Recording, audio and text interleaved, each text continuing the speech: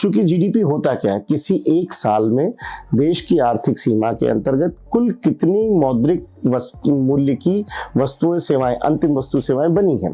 तो चूंकि मौद्रिक मूल्य देखा जा रहा है, तो एक अनुमान के एक उदाहरण के लिए मान लेते हैं कि किसी देश में ये पेन बनता है, 10 पेन बनती हैं और हर पेन 10 रुपए की है, तो जीडीपी 100 रुपए की हुई।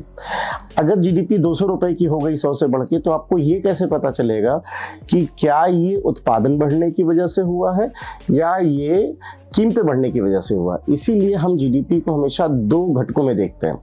एक तो किसी वर्ष का जो उत्पादन है उसको देखा जाता है चालू कीमतों पर, जिसको आप जीडीपी सांकेतिक कहते हो, और फिर उसी वर्ष के उत्पादन को एक आधार वर्ष की कीमत पर देखा जाता है, जिसे हम जीडीपी वास्तविक कहते हैं।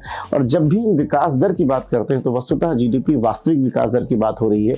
इसलिए मैंने आपको बताया कि विकास दर कितनी, 8.2 वास्तविक कीमतों पर, मतलब 25-26 के दूसरे क्वार्टर के उत्पादन को अगर आधार वर्ष जो अभी वर्तमान में 2011-12 है उसके आधार पर देखा जाएगा तो 8.2% की वृद्धि पिछले वर्ष के क्वार्टर 2 से दर्ज की गई है। और अगर हम सांकेतिक कीमतों पर देखें तो ये करीब 8.7% है।